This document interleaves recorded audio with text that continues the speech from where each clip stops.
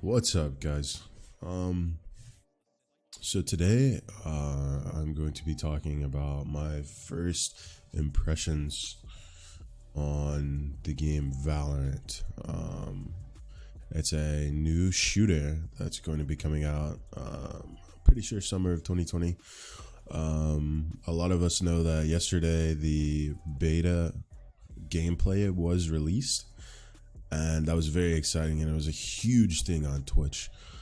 At one point there was almost 1 million people watching.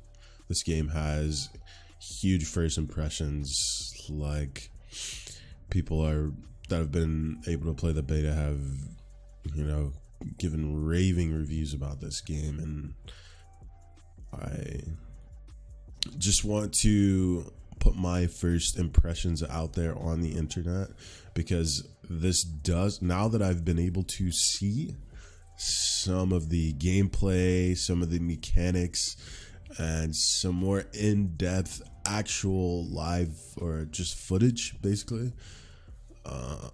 I think that this game is something that is going to take my interest for sure, and I want to upload and be part of a community in the future. So yeah, my first impressions with this game is, oddly enough, it reminds me of Rainbow Six Siege more than any game.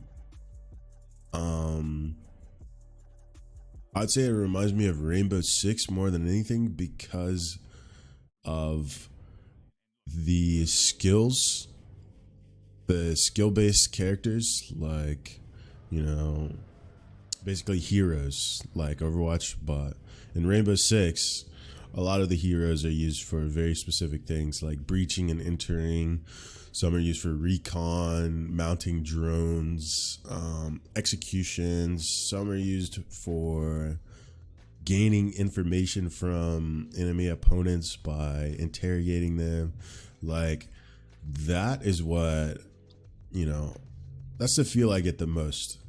Obviously, this game, the shooting, the mechanics, weapon mechanics, and gun skill, it reminds us all of Counter-Strike, and I feel like that's something we all love. And I think that it's a mixture of some of our favorite shooters in the past, which is something everyone's gonna like. We're all interested in it because it has a little bit of everything in it, and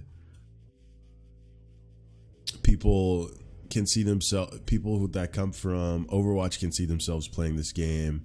People that come from Rainbow Six can see themselves playing this game. It's hosted by Riot, and they've talked about how they're combating cheaters already, which is amazing. This is something that it's just a huge problem in shooters, because people don't want to take the time to become skilled enough to compete at a high level. They just want to play at a high level because it's fun to them.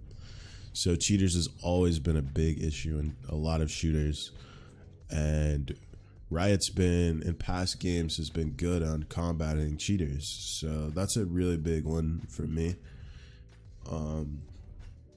That's definitely going to make the game more enjoyable.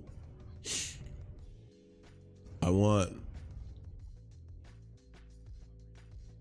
to get down into some of the character breakdowns, but I feel like in order to probably break the characters down, I would need to be in the training and learn how to utilize the characters to their highest efficiency.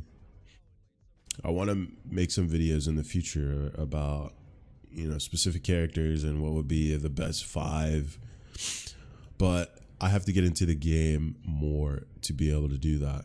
But from what I'm seeing, I really do like the game's gunplay, and I like the different characters that you can select for executions. I was talking to my friends yesterday about this game, and one of them brought up a good point, that it seems that there will not be a basically a completely broken set of 5 heroes that everyone's going to run and abuse.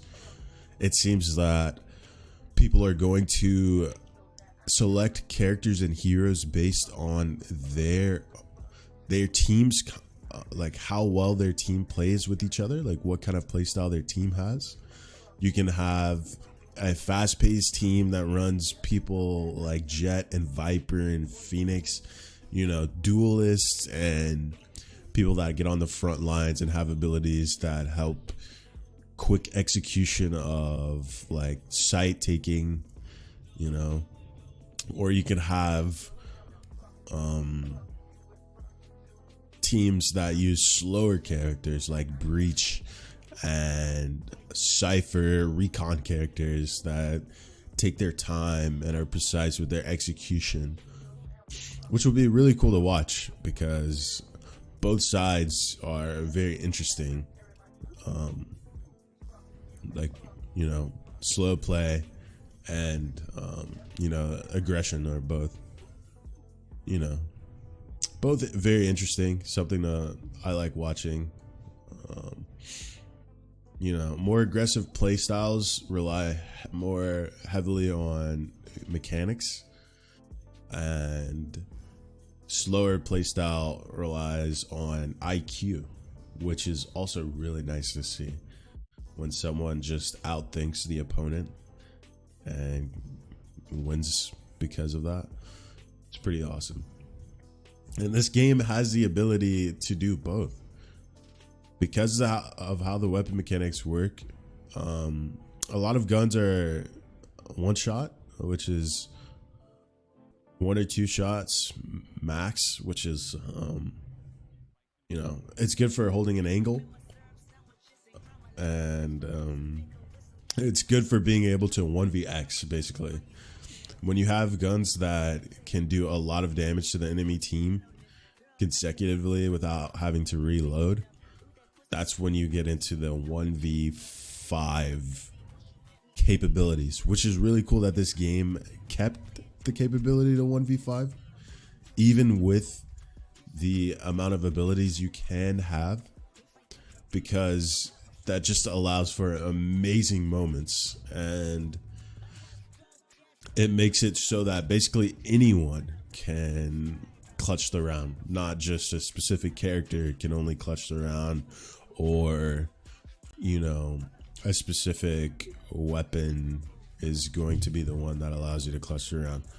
It seems that I've seen people clutch with the shotguns. I saw someone get 3 or 4 kills with a shotgun. A lot of people have been liking running this MP5, or you know, and a lot of people like the ARs also. And I even have a friend that was in the beta that said he really enjoyed using what reminded him of the Deagle, which is really cool. So it's cool to see that as well. Balanced weapons that, you know, pretty much give anyone the ability to be competing actively and actively, you know, helping their team win the round, regardless to which weapons they choose, which is really cool. But yeah, this has been my first impressions of Valorant. I hope you guys enjoyed this video. I hope it was beneficial in, you know, helping you analyze and learn the game, because